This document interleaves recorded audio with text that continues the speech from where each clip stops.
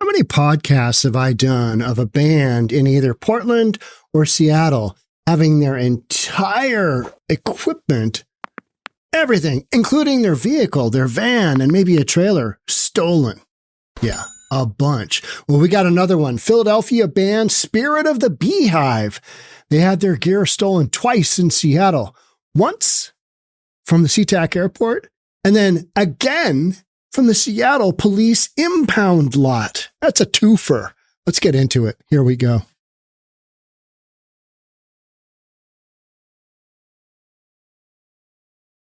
I mean, it's just become a known quantity. You know, you come to play in Seattle, you're a small band, you're not staying in, the Four Seasons, whatever. They've got real security parking lot. If you're doing anything outside of that, then let your gear and stuff beware. And it sounds like they were. Philadelphia-based indie rock band Spirit of the Beehive is reeling after their tour van was stolen, not once, but twice during their Seattle stop, along with much of their equipment and merchandise. I always forget about merchandise. You got a bunch of merch on the road that gets stolen too. You've paid for that. You're expecting that money to come back in. It's not there. Some fentanyl addicted creep who steals stuff has got it, and they don't know what to do with it. What am I going to do with the Spirit of the Beehive t-shirt? The band, currently on tour, woke up in Seattle to discover that their fully padlocked and booted van and trailer sounds like they were aware. Padlocked and booted were stolen overnight, despite finding the trailer later in the day.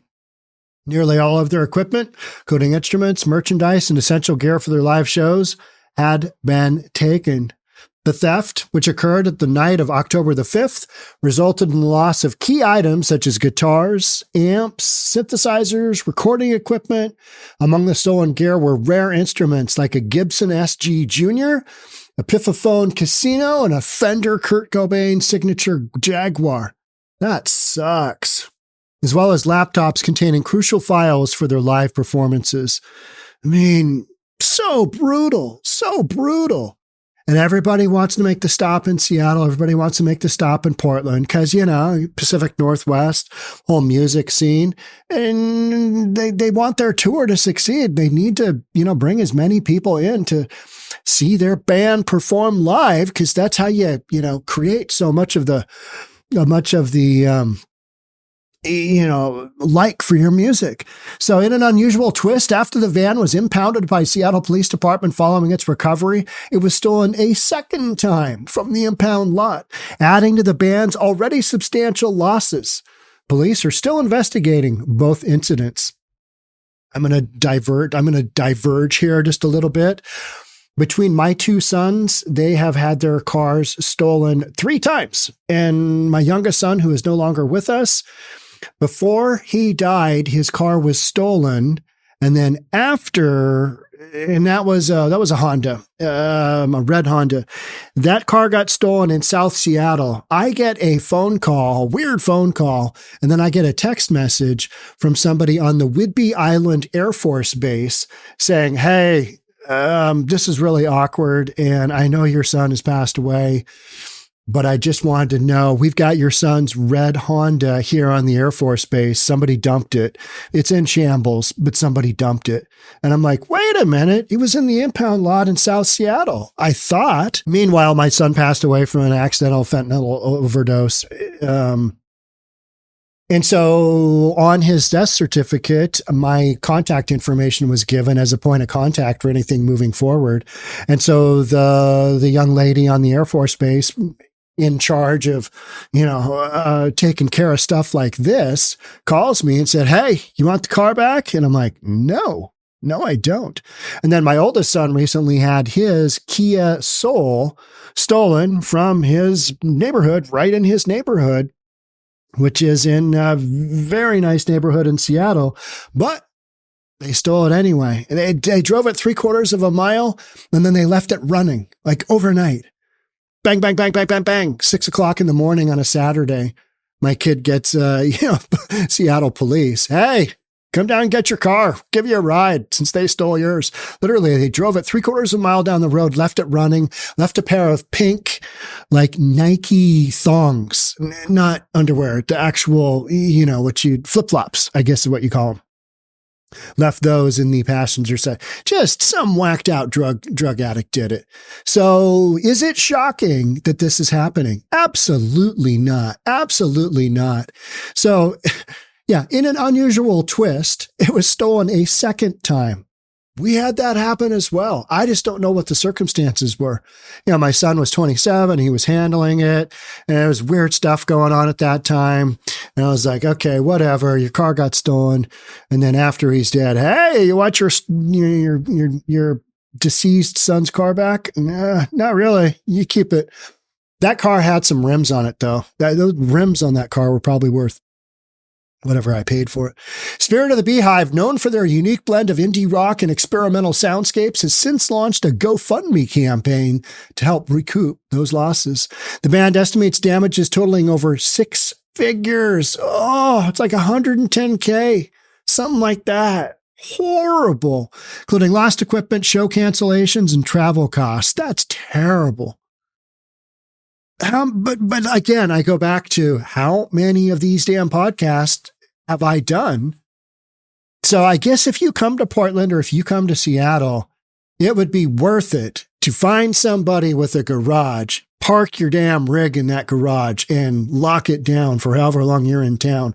Because you know what? This GoFundMe, that helps. But bottom line is, Washington ranks second in country for most vehicle thefts, study says. We're going to go look at that. But what I'm saying is, you're in a Democrat-run liberal city in a Democrat-run state, and we've got super soft on crime approaches. We're not arresting anybody for anything. I don't want to hurt their feelings. And so the criminal element knows that they're going to get away with this. We've taken all these things that used to be hardcore felonies and just reduced them down because, racism. So you've got this situation here in the Pacific Northwest where cars are just being stolen left and right, willy-nilly, I say. The stolen van, a 2012 navy blue Ford E350XL, so it's a 1-ton, with license plate yada yada, is still missing. Police are asking residents to keep an eye out for the vehicle and any of the band's gear. Now, I did a podcast probably within the last year. It was a famous, was he a famous violinist, I believe? And he had this really rare violin, and it got stolen. And there was a cello, I believe. They got the really rare instrument. They were able to get it back because somebody in a pawn shop recognized the fact that this was not your everyday, musical recorder somebody's bringing into pawn. It had some real significance and it was worth a bunch of money. So they were able to get that one back. Spirit of the Beehive had to cancel the remainder of their tour due to the incident. That sucks. That sucks. You want a band to be able to go out on the road. But you know what? In Seattle, might get stolen. It's just, it happens. It's a reality. And before both of my kids moved to Seattle, I had that father talk. Yeah, you might want to consider being out in the burbs somewhere, just a little bit away from the action. Nope, got to be in Seattle. Well, yeah. 3 cars stolen, one twice. Speaks for itself. Fans are encouraged to donate via GoFundMe to support the band as they recover from the loss. Okay, let's hop over to this ranked second in the country. It's in the United States, in Estados Unidos, right? Scroll on any hyperlinked social media feed and you will see many people sharing the details of crimes involving their vehicles. I had my catalytic converter stolen from my damn office parking lot not that long ago. And I'm here in Bellevue, where there's not a lot of crime, but it is creeping in. The creep is here. We had my favorite Chevron mini mart had an armed robbery at it, not last night Sunday, but the previous Sunday. And the armed robbers, they robbed the folks in the store as well, customers in the store. By the way, I'm going to need your wallet. I'm going to need your cell phone and your wallet. We're out of here. They caught one of the guys. They know who one of the guys is. They're running them down because they didn't use gloves and they left fingerprints on the cash register. New data not only shows auto crime on the rise across the nation, but it also shows that Washington ranks second for having the most vehicles stolen per capita, only outdone by Colorado. I was reading an article where a crime in Denver happens every 56 seconds, something like that. It's like, okay, so you got Washington, you got Colorado. Yeah, what's the kind of political leadership like in both of those? Oh, yeah. Now, it comes down to you've got situation where the convicted felons know that they're going to get away with this. So why wouldn't they keep doing it? Because even if they get busted, we're not going to send them to jail for any amount of time. It's okay. I mean, a judge here in Washington state just bonded out a guy who murdered somebody else and admitted it, bonded him out on a $50,000 bond here in Washington state. I mean, that is not justice reform. That is just absolute stupidity. It's being a moron and not facing the fact that, hey, you know what? Somebody who just murdered another individual, maybe they don't deserve to be back on the streets so quickly. I mean, yeah, we understand. Innocent until proven guilty. Yeah, we get all that. But when somebody's been accused of a crime like that and they admitted to it, lock them up. Don't allow bail. Just on the off chance they go do it again. I'm just saying, right? So thieves took more than 1 million motor vehicles during 2023, according to the FBI. According to the FBI's data, the national rate of motor vehicle theft rose from 199.4 incidents per 100,000 to 283.5 incidents. Big spike. Well, you know what most of the headlines are? Crime is down. Crime is down. Well, doesn't feel like that when you read the neighborhood level stories like I do. Doesn't feel like that. It feels like the creep is just going further and further. I think it sucks. I know it would definitely screw up my family's life a lot if we had our car stolen. Don't want to see it to happen to anyone. 100%. It's been, my son, his Kia Soul was stolen. I went over and kind of looked at the car just to kind of give my opinion on what it's going to take to put it back together. And it's basically just they took a screwdriver or something and they just basically tweaked the ignition cylinder and, got it to open up. They didn't even Kia boys it where they used the USB. They just literally drove a screwdriver in or some, heavy duty implement and turn it. The wiring wasn't all pulled apart. The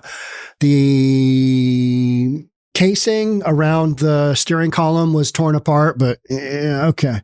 And then they left it running. It's like, what are you doing? I mean, maybe they went and robbed the mini mart. That's where they left it running. I don't know. These criminals, you just don't know because so many of them are just absolutely whacked out of their mind. And then the other ones that aren't on drugs, yeah, they just run around and shoot people. And people point to that as gun violence instead of gang violence.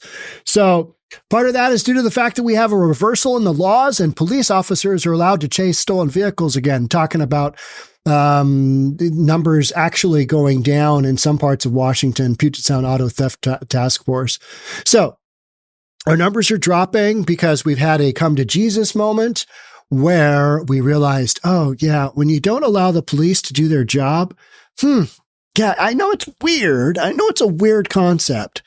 But the criminal element, they seem to recognize that and they just go, they go, you know what, out. They just do. And we are reaping the end result of that, which is you've got a bunch of people's cars being stolen and that's not it. You've got vandalism, you've got tagging, you've got all kinds of stuff going on here in Western Washington because we don't have enough police to push back on it. And even if we did, our judges here are like, oh, you murdered somebody and you admitted it, but yeah, you're a good person at heart and you don't have any other, first-time offender, even though it was, murder, we're going to let you go. $50K bail. Grandma comes up with $5K, bonds out on her house, whatever. You're free to go, young man. Now try and do better. No more murder this month. Just keep it on the down low, all right? Literally, Western Washington. It's nutty. All right, so then the list goes on to a bunch of vehicles. Kia Soul, number 3, that was my son's car. Then down to number 7, the Honda Accord was stolen twice. Nice. Love that, right? So you got Hyundai, Kia, Honda, Chevy Silverado. That's an outlier there, right? A truck. Honda Accord, Subaru, Kia, Subaru. So many Hondas and Hyundais, or Hyundais and Kias, because they can jerry-rig those with a USB cable, with the computer up it goes. Let's go commit our next crime. Crazy stuff. But is this, shocking? Absolutely not. It's just not shocking. These kind of stats, this kind of thing going on is what happens when you've got a soft on crime approach. It just is. That's what's going to happen. I mean, how you can sit back and come to any other conclusion? I don't know. I mean, pull your head out and look at the fact when you ease up on all this stuff. Yeah, what happens to your crime? Yeah, it elevates. It doesn't go down. People don't back away from it when they know they can get away with it, right? Period. End story. And so you're going to have some optics that aren't going to look good. Hey, we're arresting a lot of folks. It doesn't look good. I mean, we're putting more people back in our jails and prisons. That's because you need to get these losers off the street and get them somewhere where they can't steal cars. Put them in for 20 years. I don't care. I'm not out stealing cars. Right? Oh, but Sean, you need to have a justice reform lens to this. Yeah. Put them in jail, let them cool their jets, get them off the streets, rinse, repeat. That's the direction we need to go. All right. I'll see you on the next one. Bye for now.